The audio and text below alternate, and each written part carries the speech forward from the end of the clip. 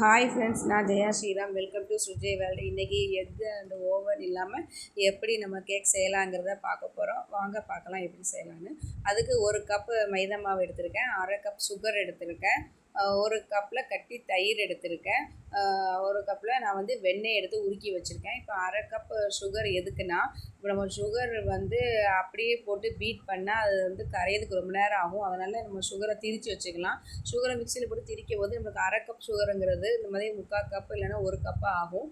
அதனால தான் அரை கப் சுகர்னு. இல்லைன்னா 1 கப் எடுத்தால் ரொம்ப ஸ்டிக்கியாகிடும், நல்லா இருக்காது. அதனால் அரை கப் சுகர் எடுத்து அதை திரித்து நம்ம இதோட சேர்த்து மிக்ஸ் பண்ணும்போது நல்லாயிருக்கும். இப்போ ஒரு பவுலில் கட்டியான தயிரும் கொஞ்சம் வெண்ணெயும் எடுத்துருக்க வெண்ணெயும் எடுத்து நல்லா இந்த விஸ்க் வச்சு பீட் பண்ணணும். உங்கள் வீட்டில் இந்த பிளெண்டர் மிஷின் இருந்தால் பிளெண்ட் பண்ணிக்கலாம். என்கிட்ட இல்லை, அதனால் நான் விஸ்க் வச்சு பண்ணுறேன். இப்போ விஸ்க் வச்சு பண்ணி ரொம்ப நேரம் கை வலிக்குன்னா மிக்சியில் போட்டு கூட நம்ம வந்து பிளெண்ட் பண்ணிக்கலாம். நான் கொஞ்சம் நேரம் பண்ணிவிட்டு அப்புறம் மிக்சியில் போட்டு பிளெண்ட் பண்ணி தான் அந்த பவுலில் எடுத்து வச்சுருக்கேன். இப்போ நம்ம அதோட சுகர் ஆட் பண்ணி அதையும் பீட் பண்ணணும்.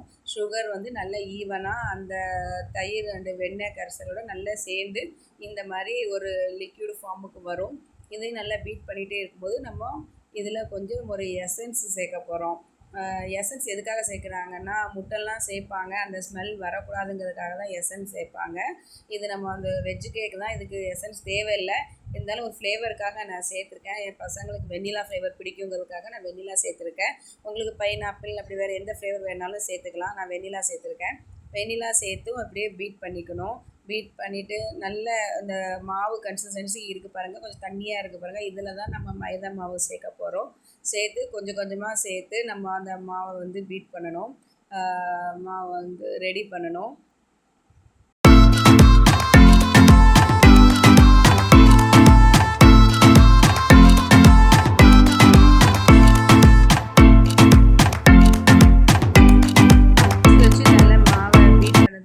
இப்போ நம்ம மைதா மாவு சேர்க்க போகிறோம். மைதா மாவையும் சேர்த்து நல்லா மிக்ஸ் பண்ணணும். இப்போ மைதா மாவு கூட நம்ம வந்து பேக்கிங் சோடா சேர்க்க போகிறோம். பேக்கிங் சோடா வந்து எதுக்குன்னா சாஃப்டாகவும் ஸ்பாஞ்சாக ஆகுறதுக்கு இந்த பேக்கிங் சோடா தான் யூஸ் ஆகும். அதனால் அரை டேபிள் ஸ்பூன் வந்து நான் பேக்கிங் சோடா சேர்த்தேன். அதையும் சேர்த்து இதோட சேர்த்து மிக்ஸ் பண்ண போகிறேன். அதனால் கட்டி இல்லாமல் மிக்ஸ் பண்ணணும். அதை மெல்ல ஸ்லோவாக அப்படி மிக்ஸ் பண்ணிக்கோங்க. உங்கள் வீட்டில் பிளெண்டர் இருந்தால் பிளெண்டர் யூஸ் பண்ணிக்கலாம். எனக்கு பிளெண்டர் இல்லாத காரணத்தினால நான் விஸ்கை வச்சு மிக்ஸ் பண்ணிகிட்ருக்கேன். கட்டி இல்லாமல் நல்லா மிக்ஸ் பண்ணணும்.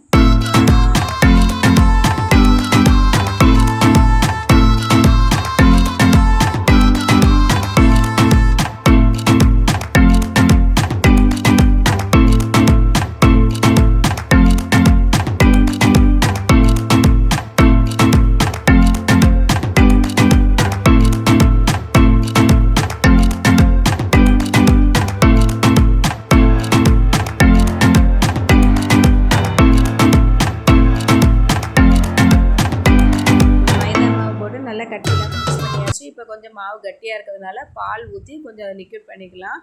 பால் எதுக்குன்னா, அது ரொம்ப கட்டியாக இருந்தால் கேக்கு வந்து ஹார்டாயிரும். அதனால் பால் ஊற்றுறோம், தண்ணி ஊற்றக்கூடாது. பால் கூட காய்ச்சி ஆறின பால் தான் ஊற்றணும், சூடான பால் ஊற்றக்கூடாது. இப்போ நல்லா கேக் பாருங்கள், கொஞ்சம் லிக்யூட் ஆகிடுச்சு, நல்லாயிருக்கும். இப்படி இருந்தால் தான் ஒரு ஒரு பவுல்லேருந்து இன்னொரு பவுலுக்கு ட்ரான்ஸ்ஃபர் பண்ண முடியும். அதனால் இந்த கன்சிஸ்டன்சியில் நீங்களும் மிக்ஸ் பண்ணிக்கோங்க. நல்லா ஊற்றுற பதத்துக்கு இருக்கணும். இப்போ வந்து நான் வந்து அந்த கேக் பண்ணுற பாத்திரத்தை வந்து ப்ரீ ஹீட் பண்ண போகிறேன். சாரிங்க, நான் வந்து கேமரா வந்து வீடியோ எடுக்கும்போது கேமரா வந்து ஃபோனை வந்து மாற்றி பிடிச்சிருக்கேன். அதனால் தலைகீழாக எடுத்திருக்கேன். அது கூட தெரியாமல் நான் வீடியோ எடுத்திருக்கேன். நான் வாய்ஸ் ஓவர் கொடுக்கும்போது தான் எனக்கே தெரிஞ்சுது, ஐயோ தலைகீழ எடுத்துட்டோம்னு. அதுக்கு மன்னிச்சிக்கோங்க, சாரிங்க. இது வந்து நான் பிரியாணி செய்கிற டேஸாக இருக்கலாம், டேஸாயோ டவராவோ என்னமோ சொல்லுவாங்கள்ல, அந்த பாத்திரம் தான் எடுத்திருக்கேன். கொஞ்சம் அடிகனமான பாத்திரம் எடுத்தால் தான் கேக்குக்கு நல்லா இருக்கும். அதனால் என்கிட்ட இந்த டேஸாக இருக்கிறதுனால இதை எடுத்து அதை ப்ரீ ஹீட் பண்ணி வச்சிட்ருக்கேன். ஒரு 5 மினிட்ஸ் ப்ரீ ஹீட் பண்ணால் போதும். இப்போ வந்து நம்ம கேக் பண்ணுறதுக்கு அந்த வெசலில் ஃபஸ்ட்டு பட்டர் அப்ளை பண்ணிக்கலாம். பட்டரை வந்து அப்ளை பண்ணிவிட்டு நான் பட்டர் ஷீட் வாங்கி இந்த ஷேப்புக்கு வந்து கட் பண்ணி வச்சுருக்கேன். அதையும் அதில் வச்சுட்டு அதுக்கு மேலேயும் கொஞ்சம் பட்டர் அப்ளை பண்ணிட்டேன்னு நம்மளுக்கு அடி பிடிக்காமல் இருக்கும், இல்லைன்னா அடி பிடிச்சிரும். இப்போ பட்டர் ஷீட்டும் வச்சு அதுக்கு மேலேயும் பட்டர் கொஞ்சம் அப்ளை பண்ணி அது மேலே நான் கொஞ்சம் மைதா மாவு போட்டு டஸ்டிங் பண்ணியிருக்கேன்.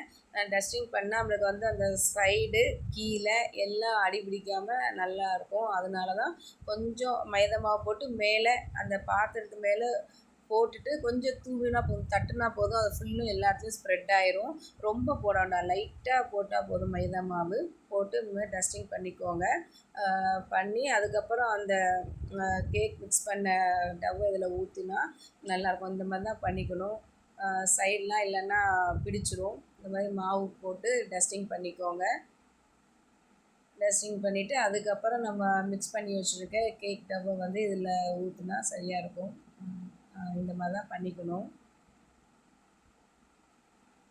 இப்போ நம்ம இந்த கன்சிஸ்டன்சியில் இருந்தால் தாங்க மாவு நல்லாயிருக்கும். அதுவும் இந்த கன்சிஸ்டன்சி பார்த்துக்கோங்க. அப்படி இல்லைன்னா கொஞ்சம் பால் ஊற்றி மிக்ஸ் பண்ணிகிட்டே இருங்க. இப்போ வந்து நம்ம கொஞ்சம் டேப் பண்ணிக்கணும். மாவு இருக்கிறத பார்த்து டேப் பண்ணால் நம்மளுக்கு ஈவனாக கேக் வந்து எல்லா இடத்துலையும் ஸ்ப்ரெட் ஆகும். கேக் டவ் வந்து அதனால் பண்ணிட்டு இப்போது அந்த பாத்திரம் நல்லா ப்ரீ ஹீட் ஆகிட்டு பாருங்கள் எவ்வளோ ஆவி வருதுன்னு. கேமராலேயே அந்த ஆவி அடிக்குது. இப்போ வந்து நம்ம கேக்கை வந்து உள்ளே வச்சு நம்ம வந்து ஹீட் பண்ண போகிறோம். எனக்கு வந்து 40 மினிட்ஸ் ஆச்சு இந்த கேக் செய்கிறதுக்கு, உள்ளே வச்சு பண்ணுறதுக்கு. நான் சிம்லேயே தான் வச்சு பண்ணேன். நான் வந்து ஃப்ளேமை ஹையை வைக்கல, சிம்மில் தான் வச்சு பண்ணேன். எனக்கு 40 மினிட்ஸ் ஆச்சு இந்த கேக் வேகிறதுக்கு. ஆனால் நல்லா சாஃப்டாக வந்துச்சுங்க 40 மினிட்ஸ்க்கு அப்புறம். சூப்பராக இருந்துச்சு, டேஸ்ட்டும் நல்லா இருந்துச்சு, ரொம்ப அடி பிடிக்கலை, நல்லா இருந்தது. பசங்களும் விரும்பி சாப்பிட்டாங்க, எனக்கும் ரொம்ப பிடிச்சிருந்தது. அங்கே ஒரு 1/2 hour கழிச்சு நான் திறந்து பார்க்கையில மேலே வந்து கேக் வந்து உப்பி வந்துடுச்சு. ஆனால் உள்ளே வெந்திருக்காது. மேலே மட்டும் ஃபஸ்ட்டு பொங்கி வந்துடும். எப்படி வந்திருக்குன்னு பாருங்கள். உள்ளே செக் பண்ணையில வேகலை. நான் ஒரு 1/2 hour கழிச்சு பார்த்தேன், மேலே மட்டும் உப்பி வந்துடுச்சு. ஆனால் உள்ளே செக் பண்ண வேகலை. அப்போ திரும்பியும் இருக்கட்டும்னு ஒரு 10 மினிட்ஸ்க்கு இருக்கட்டும்ன்ட்டு மூடி வச்சுட்டேன். மறுபடியும் ஒரு 10 மினிட்ஸ் கழித்து ஓப்பன் பண்ணி பார்த்தேன், நல்லா வெந்துடுச்சு. இப்போ கேக் ரெடி ஆகிடுச்சு பாருங்கள், சூப்பராக ரெடி ஆகிடுச்சு. அதுதான் நான் காட்டியிருந்தேன். இப்போ பாருங்கள் கேக்கு நம்ம அருமையாக வந்துடுச்சு. இப்போ சூடு ஆறுனதுக்கு அப்புறம் அது வந்து சூடு ஆறுனதுக்கு அப்புறம் தான் கேக்கு எடுக்க முடியும். அதனால் எல்லா பக்கமும் இப்படி ஒரு நைஃப் வச்சு கத்தியை வச்சு அதை சைடு ஃபுல்லாக நம்ம இது பண்ணி விட்டுட்டு அப்படி பிளேட்டை வச்சு நம்ம தலைகீழ வச்சு தட்டினோன்னா கேக் வந்து அப்படியே விழுந்துடும், தட்டில் விழுந்துடும். இந்த முறையில் பண்ணிக்கோங்க. இப்போ பாருங்கள் கேக் அருமையான ஸ்பாஞ்ச் கேக் ரெடி ஆயிடுச்சு. நான் வர்றதுக்குள்ளேயே என் பொண்ணு வந்து அந்த பட்டர் ஷீட்டையும் ரிமூவ் பண்ணிட்டா. இப்போ பாருங்கள் சூப்பராக கேக் ரெடி ஆகிடுச்சு. இந்த கேக் நான் எதுக்கு பண்ணேன்னா, நம்ம சேனலில் 100 பேர் சப்ஸ்கிரைப் பண்ணியிருக்கீங்க. அதுக்காக தான் அந்த கேக் செஞ்சு நானே என் கையால் செஞ்சு இது பண்ணலான்ட்டு தான், உங்களுக்கு வீடியோ போட்ட மாதிரி இருக்கும் அப்படின்ட்டு. ரொம்ப நன்றி என் சேனலை சப்ஸ்கிரைப் பண்ணதுக்கு. பாய், தேங்க்யூ.